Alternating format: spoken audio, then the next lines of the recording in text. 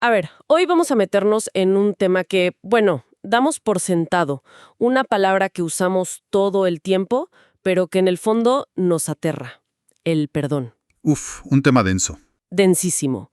Y no vamos a hablar de esa versión de tarjeta postal, del suelta y sé feliz, no. Para nada. Vamos a hablar de la versión real, la que duele, la que se siente, como dice una de nuestras fuentes, como una batalla que exige desangrar el alma.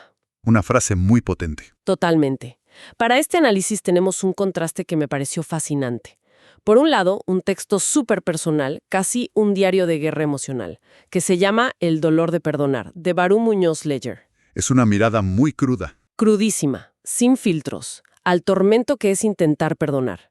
Y para darle un marco, un artículo que recopila la visión de la psicología sobre esto, titulado ¿Por qué nos cuesta perdonar? O sea, la vivencia y la ciencia. Exacto, la emoción aquí es clara. Vamos a tomar esa experiencia visceral, casi poética, de Muñoz Ledger, y vamos a usar la ciencia para entenderla. ¿Por qué algo que se supone que nos libera se siente como una guerra civil dentro de nosotros? ¿Qué pasa en la mente, en el cuerpo? Justo. ¿Qué está pasando ahí cuando nos aferramos al rencor? El texto de Muñoz Ledger arranca con una imagen que me dejó helada.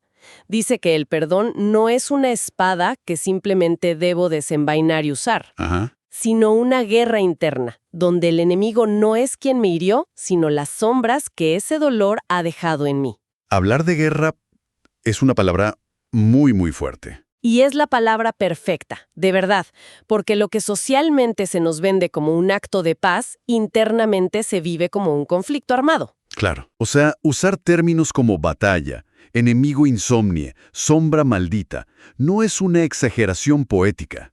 Es, de hecho, la descripción más precisa del costo emocional del trauma. O sea, no es un drama, es lo que se siente. Exacto. Cuando alguien te dice, ya, perdónalo, lo que en realidad está diciendo es, ignora tu herida, ignora tu instinto de supervivencia. Y lo que este texto pone sobre la mesa es que no poder perdonar de inmediato no es un defecto moral, es una respuesta neurológica y emocional completamente lógica. Es que esa es la sensación que describe, ¿viste? Dice que la ofensa sigue tan fresca, tan viva como el día en que ocurrió. Uf, sí. Y que cada intento de perdonar abre una puerta a un eco que retumba con la fuerza de 1000 tormentas. Me fascina esa idea, que el acto mismo de intentar sanar puede en realidad hacer que todo duela más. Es una trampa. Es una trampa biológica, de hecho. Y ahí es donde el artículo de psicología nos da un mapa para entender este laberinto. A ver. Señala que no perdonar nos ancla al pasado y provoca que se reviva el dolor. El texto de Muñoz Ledger es la vivencia en carne propia de ese concepto clínico que llamamos retraumatización. O sea, revivir el trauma una y otra vez. Justo. La mente, en su intento por procesar el evento, lo que hace es reproducirlo. Es como intentar curar una herida rascándola constantemente. El intento de curación se convierte en parte del problema. Y por si esa guerra interna no fuera suficiente, el autor le añade una capa más de sufrimiento, la presión de los demás. Hay una frase que es un grito de auxilio. ¿Cuál? Dice, el perdón se ha convertido en una exigencia, no en una elección. Es como si el dolor ajeno nos incomodara y quisiéramos que se resolviera rápido, que la gente lo superara para que nosotros podamos estar tranquilos. Fíjate que eso es interesante porque esa presión no es solo una percepción. La psicología lo reconoce como un obstáculo real. ¿Así? Sí, el artículo menciona algo clave. Socialmente, perdonar rápido puede ser visto como un acto de debilidad. Como si estuvieras diciendo, lo que me hiciste no fue para tanto. Puedes volver a hacerlo. ¡Wow! ¡Qué complicado! Entonces, además de tu propio dolor, tienes que gestionar tu ego, tu reputación y el miedo a que te vuelvan a lastimar. ¿Es una tormenta perfecta? O sea, un momento.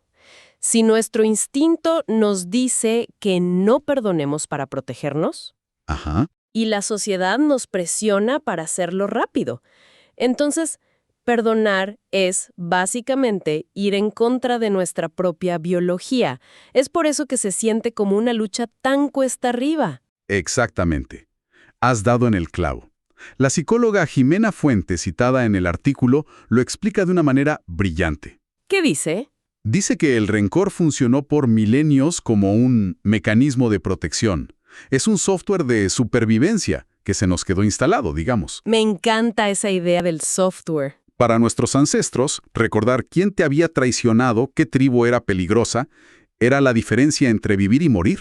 El rencor era un sistema de alerta. Claro, es como un antivirus que venía de fábrica en nuestro cerebro, pero que se quedó viejo. Y ahora, en un mundo donde la amenaza no es un león, sino una traición, el antivirus sigue saltando y bloqueando todo el sistema. Es la analogía perfecta.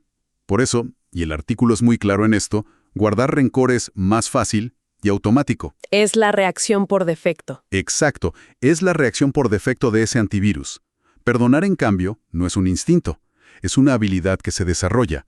Requiere lo que el artículo llama un trabajo emocional consciente. Arremangarse y meterse en el barro. Totalmente. Es una decisión activa de actualizar ese software obsoleto. Y me gusta que lo llames habilidad, porque eso implica que se puede aprender. El artículo cita a un pionero en el estudio del perdón, Robert Enright, y lo define como una elección voluntaria de reemplazar emociones negativas por otras más compasivas. La palabra clave ahí es elección. Elección. Y esto conecta de forma brutal con las dos fuentes, porque el artículo dice que el perdón es un regalo para quien lo da, y Muñoz Leyer, en medio de su agonía, llega a la misma epifanía. ¿A qué conclusión llega él? Dice que perdonar es su forma de honrar mi propia paz. En ambos casos, el foco no está en el ofensor, está en uno mismo. Y es que no puede estar en el ofensor, porque poner la llave de tu paz en el bolsillo de otra persona es la peor de las cárceles. ¡Wow! Bueno, y aquí es donde esto se pone realmente interesante.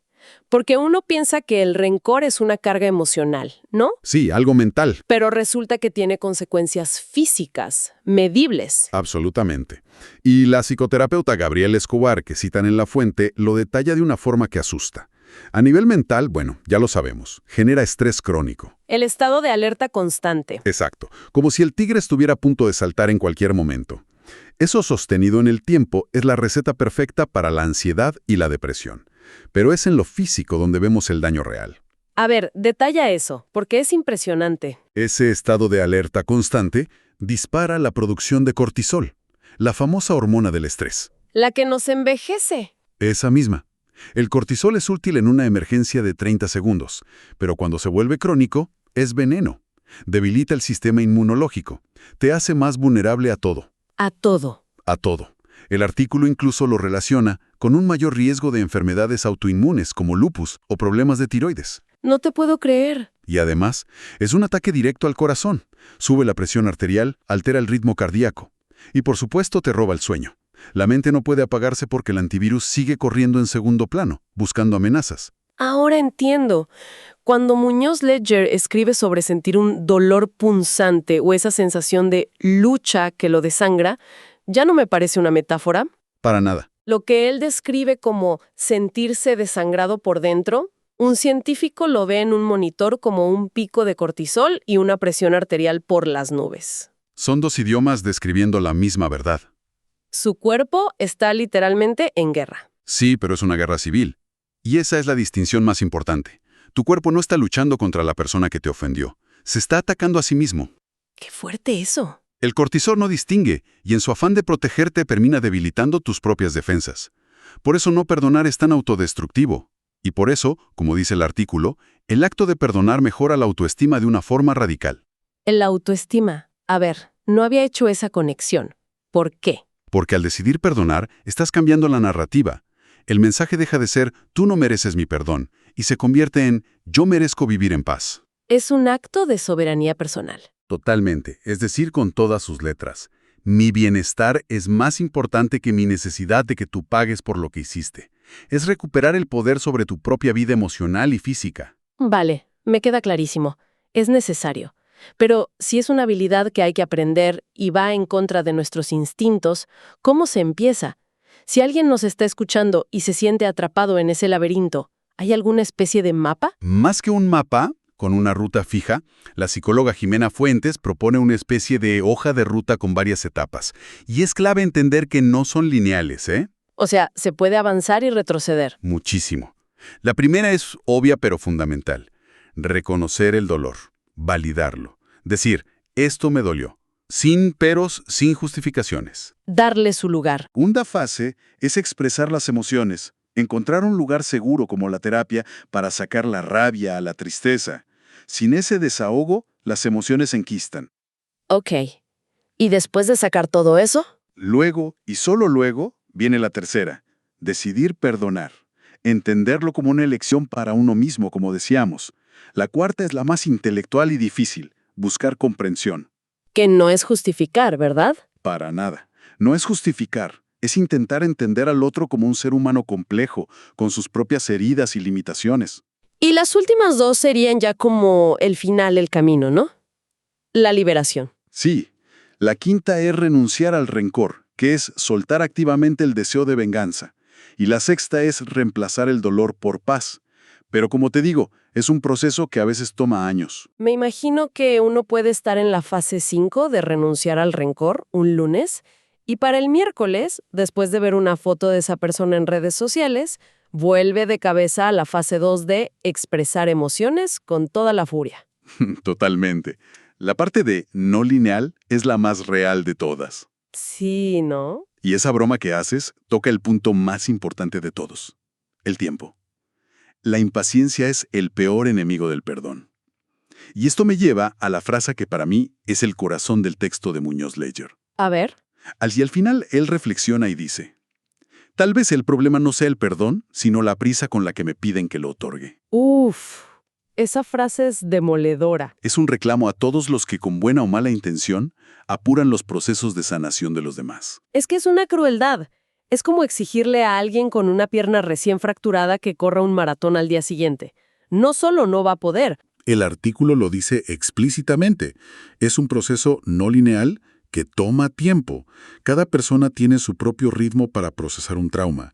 Imponer un plazo es añadir una capa de culpa. Claro, te sientes un fracasado. Le estás diciendo a la persona, no solo estás herido, sino que además estás sanando mal. Es contraproducente y es cruel. Quiero terminar con la reflexión final del texto de Barún Muñoz Leyer, porque creo que es una lección para todos. Adelante. Él concluye, tal vez lo que más necesitamos no es insistir en el perdón inmediato, sino aprender a esperar con quienes todavía luchan, ofreciendo nuestro tiempo y comprensión. Simplemente acompañar. Acompañar. En lugar de exigir un alivio que solo el tiempo y la introspección pueden traer, es un llamado a la empatía radical, a simplemente estar ahí. Bien, si intentamos destilar las ideas de hoy, queda claro que el perdón no es un evento, es un proceso. Es un maratón, no un sprint. Exacto. Una batalla interna contra nuestros propios instintos de supervivencia. El rencor, aunque tóxico, es una respuesta natural de un cerebro programado para protegernos. Y por eso, perdonar es un acto consciente que requiere un esfuerzo enorme. ¿Y el costo de no hacerlo? Bueno, no es solo una carga para el alma, sino un ataque directo a nuestra salud física. Mi síntesis final sería que estas dos fuentes, una tan visceral y la otra tan clínica, son las dos caras de la misma moneda. No se contradicen. Se complementan. Permite sentirlo. Y el artículo de psicología nos da el manual de instrucciones de esa máquina de sentir. Te dice el por qué. Te explica por qué duele como duele y te ofrece un posible camino de salida. Juntas, nos dan una visión completa del inmenso y profundamente humano desafío que es perdonar. Y me quedo con una pregunta flotando en el aire. Hemos hablado todo este tiempo de perdonar a otros, pero ¿qué pasa con el autoperdón? Uf, ese es otro universo. Si perdonar a quien nos hirió es este proceso tan complejo de aceptar la imperfección humana y tenernos paciencia, ¿qué tan dispuestos estamos a aplicar esa misma compasión hacia adentro? ¿Qué se necesita para perdonarnos nuestros propios errores, sobre todo aquellos que cometimos mientras estábamos heridos? Quizás esa es la guerra más silenciosa y difícil de todas.